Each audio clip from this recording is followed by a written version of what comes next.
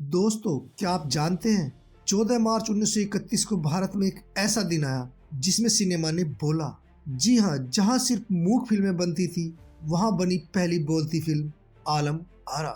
आज हम आपको ले चलेंगे इस फिल्म की कहानी के गलियारों, जहाँ राजा रानी, जलन, प्रेम और जादू मंत्र से भरपूर एक ऐसी दास्तान जिसने भारतीय सिनेमा की दिशा ही बदल दी। तो बैठ जाइए, पॉपकॉर्न हाथ में लीजिए, क्योंकि शुरू होती है आलम आरा की कहानी सीन बाय सीन। ये कहानी एक खाकान नामक बादशाह की है जिसका साम्राज्य नील नदी के किनारे हो। बादशाह का मानना था कि लड़कियां इंसानों पर अजाब होती। वह नहीं चाहता था कि उसके महल में किसी की बारात आए और उसे किसी के सामने झुकना पड़े। इसलिए उसके घर में जब भी बेटी पैदा होती थी तो वह उसको पैदा होते ही मार डालता। इस प्रकार बादशाह अपनी 4 बेटियों को मार चुका, लेकिन उसकी बेगम की सोच ऐसी नहीं थी और जब भी बादशाह उसकी नवजात बेटी को मारता था तो उसको बहुत दुख होता।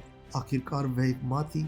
इस प्रकार कुछ समय बीतता गया और बेगम एक बार फिर प्रेग्नेंट होती। बादशाह को इस बार उम्मीद होती है कि उसकी बेगम इस बार लड़के को ही जन्म दे, लेकिन इस बार भी लड़की ही पैदा होती है। बेगम अपनी बेटी की जान बचाने के लिए वजीर आजम रसूल की हेल्प लेती। रसूल अपने बेटे को उस लड़की से बदल देता है और अपने एक सैनिक को उस लड़की को जंगल में जाकर मार देने का आदेश देता है, जबकि बेगम से कहता है कि मैं इस महल से दूर आपकी बेटी की अच्छे से देखभाल करूंगा और उसका लालन पालन करूंगा। सैनिक जब उस छोटी बच्ची को लेकर जंगल में जाता है तो उसको एक सांप काट लेता है और वह सैनिक वहीं पर मर जाता है। इसी समय पर उस जंगल से एक गरीब आदमी गुजर रहा होता है। जब उसकी नजर इस छोटे से बच्चे पर पड़ती है तो वह उसे उठा लेता है और उसे गले में ताबीज देकर समझ जाता है कि यह तो बादशाह की बेटी। पूरे राज्य में सभी को पता था कि बादशाह पैदा होते ही अपनी बेटी को मार डालता, इसलिए वह इस बच्चे की जान बचाने के लिए अपने साथ अपने घर ले आता। वह आदमी इस लड़की का नाम आलम आरा रख देता है। धीरे धीरे वह लड़की बड़ी होने लगती। वह गरीब आदमी धार्मिक प्रवृत्ति का आदमी होता है जिसकी सभी अच्छाइयां आलम आरा में आने लगती। आलम आरा खुदा पर अटूट विश्वास रखती है। जितना भी संभव हो सकता था वह गरीबों की मदद कर। दूसरी तरफ बादशाह के महल में उस बदले हुए लड़के का नाम वली अहद रखा जाता है। वली अहद बचपन से जिद्दी और बिड़हल स्वभाव का होता है। बड़ा होने पर वली अहद एक अय्याश और शराबी लड़का बन जाता है जो न तो किसी की इज्जत करता था और न ही उसके मन में कोई भी दया भाव था। एक बार की बात है, बादशाह खाकान आजम वली अहद को रोजा रखने के लिए कहते। वली अहद रोजा रख तो लेता है, लेकिन भूख लगने पर बीच में ही चोरी से रोजा तोड़ देता है और अपना मनपसंद भोजन खा लेता है, जिसका उसे जरा भी अफसोस नहीं होता। जबकि दूसरी तरफ आलम आरा रोजा रखती है और सारे दिन खुदा की इबादत करती है। इस कहानी के साथ साथ एक दूसरे राज्य की भी कहानी चलती है, जहाँ की बादशाह एक लड़की होती है जिसका नाम मल्लिका होता है। मल्लिका एक बेहद ही अय्याश टाइप लड़की होती है जिसको ना तो खुदा में विश्वास होता है और ना ही उसकी शिक्षा होता है। वह न तो रोजा रखती है और न ही नमाज आदि इस्लाम के धर्म को फॉलो करती। इसलिए उसके राज्य में अकाल पड़ जाता है और लोग भूख प्यास से मरने लगते। मल्लिका के राज्य के पास एक दूसरा राज्य भी होता है जिसका शहजादा मंसूर होता है। शहजादी मल्लिका का रिश्ता मंसूर के लिए जाता है, लेकिन मंसूर मल्लिका के बारे में ज्यादा नहीं जानता था। इसलिए वह चाहता है कि मैं खुद अपनी आंखों से उस लड़की को देखूं और जांच पड़ताल कर ही उससे शादी के लिए हाँ करूं। शहजादा मंसूर एक बहुत ही खूबसूरत और सभ्य लड़का होता है जो खुदा और उसके ईमान पर पूरा विश्वास रखता है। मंसूर वेश बदलकर मल्लिका के राज्य में पहुंच जाता है। दूसरी तरफ आलम आरा रमजान रखती है और जब शाम को अफ्तारी होती है तो उसके घर में खाने के लिए कुछ भी नहीं होता। इसलिए उसके बाबा खाने का इंतजाम करने के लिए गाँव में जाते हैं और उसके लिए कुछ खाना लेकर आते हैं। जैसे ही आलम आरा खाना खाने वाली होती है तभी वहाँ पर एक फकीर आ जाता और उससे खाना मांगने लगता। आलम आरा खुद खाना न खाकर उस फकीर को अपना खाना दे देती और पानी पीकर अपना रोजा खोल लेती। आलम आरा नेक्स्ट डे भी रोजा रखती और जब फिर से वह शाम में अफ्तारी खाने वाली होती है तभी वहाँ वही फकीर एक बार फिर आ जाता है और उससे उसका खाना मांगकर ले जाता है। आलम आरा एक बार फिर बिना खाने के रह जाती है और जब वह पानी पीकर रोजा खोलने वाली होती है तभी खुदा का चमत्कार होता है और उसकी प्लेट में अच्छी अच्छी मिठाइयाँ आ जाती जिनको खाकर वो रोजा खोल लेती। दूसरी तरफ मल्लिका की सल्तनत में उसकी प्रजा भड़क जाती क्योंकि वह उनसे टैक्स वसूल करना चाहती थी, लेकिन वे लोग टैक्स नहीं दे सकते थे क्योंकि वे लोग पहले ही अकाल की वजह से दाने दाने के लिए मोहताज हो चुके। बहुत से लोग भूख प्यास के कारण तड़प तड़प कर मर चुके थे लेकिन मल्लिका उनकी मजबूरी नहीं समझती है और अपने सैनिकों को प्रजा से मारपीट कर कर टैक्स वसूल करने का ऑर्डर देती है। लेकिन तभी वजीर मल्लिका को समझाता है कि आप इस तरह से प्रजा पर जुल्म न करें, अगर इन लोगों ने बगावत कर दी तो आपके राज्य को तहस नहस कर देंगे। मजबूर होकर मल्लिका को अपनी प्रजा की बात को सुनना पड़ता है, जहाँ पर प्रजा अपनी सभी मजबूरियां बताती है।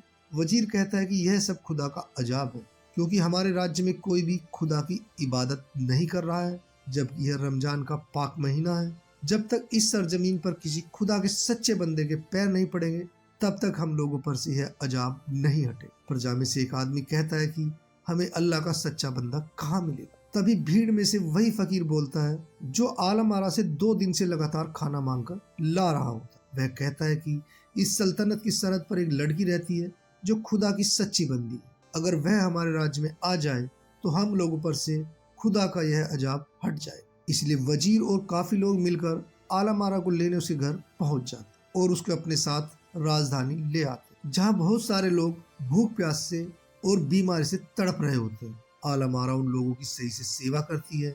आलम आरा के आने से नदियों में पानी आ जाता है और फसलें लहलाने लगती, जिस कारण आलम आरा का पूरे राज्य में नाम हो जाता है और सब उसे सम्मान देने लगते। कुछ दिनों में उसकी ख्याति मल्लिका से भी ज्यादा हो जाती है, जिस कारण मल्लिका उससे ईर्ष्या करने लगती है और मौके की तलाश करने लगती है कि किसी भी तरह इस पर कोई भी इल्जाम लगाकर उसे वह यहाँ से भगा दे। इसलिए वो अपने एक जासूस को आलम आरा के पीछे लगा दे।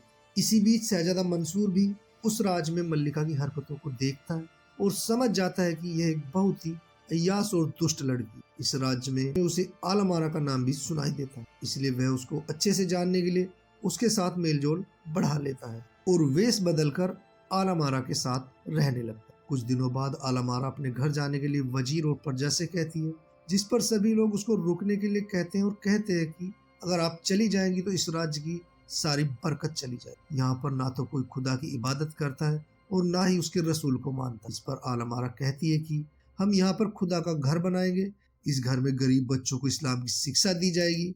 सभी लोगों को आलम आरा का सुझाव अच्छा लगता है और सभी लोग मदरसा बनाने में उसकी हेल्प करते हैं। इस काम में मंसूर सबसे ज्यादा बढ़ चढ़कर आलम आरा का साथ देता है। एक दिन शहजादा मंसूर घूमते घूमते एक मीनार पर चढ़ जाता है और वहां से नीचे गिर जाता है। उसको बहुत सी चोटें लगती हैं और वह बेहोश हो जाता है। इस समय आलम आरा उसकी बहुत सेवा करती है और अपने खुदा से दुआ मांगकर उसको ठीक कर देती है। शहजादा मंसूर आलम आरा से मनी मन प्यार करने लगता है और उसे शादी के लिए प्रपोज कर देता है, जिस पर आलम आरा भी अपनी सहमति दे देती है। दोनों की इन बातों को मल्लिका का जासूस भी सुन रहा होता है और वह मल्लिका को खबर दे देता है कि आलम आरा और मंसूर इश्क लड़ा रहे हैं, जिस पर मल्लिका कहती है कि उन दोनों पर नजरें बनाए रखो। एक बार आधी रात को शहजादे मंसूर का मन नहीं लग रहा होता है और वह उसी समय आलम आरा से मिलने उसके कमरे में पहुंच जाता है। उसको जाते हुए मल्लिका का जासूस देख लेता है। आलम आरा और मंसूर दोनों बैठकर बातें ही कर रहे होते हैं। तभी वह जासूस काफी लोगों को इकट्ठा करके उनके कमरे में पहुंच जाता है और उन लोगों पर गलत काम करने का इल्जाम लगा देता है, जिस पर मल्लिका के सिपाही दोनों लोगों को गिरफ्तार कर लेते हैं और नेक्स्ट डे आलम आरा को दरबार में पेश किया गया, जहाँ मल्लिका आलम आरा को दोषी करार देती है और उसको पत्थर मारकर मारने की सजा दे देती है। सभी लोग मिलकर आलम आरा को पत्थर मारते हैं, लेकिन जो पत्थर वे उसको मार रहे थे वे सभी पत्थर मल्लिका और प्रजा पर वापस आकर गिरने लगते, जिससे सभी लोग समझ जाते हैं कि आलम आरा सच बोल रही है और सब लोग उसको छोड़ देते हैं। इसके बाद आलम आरा इस राज्य को छोड़कर अपने घर के लिए निकल पड़ती। दूसरी तरफ मल्लिका का दिल शहजादे मंसूर पर आ जाता है और वह सभी लोगों से झूठ बोल देती है कि वह रात में जेल तोड़कर भाग गया। सभी लोग मल्लिका की बात पर विश्वास कर लेते हैं। मल्लिका शहजादे मंसूर को शादी के लिए मनाने की कोशिश करती है, लेकिन शहजादा मंसूर मल्लिका की सारी सच्चाई जान चुका,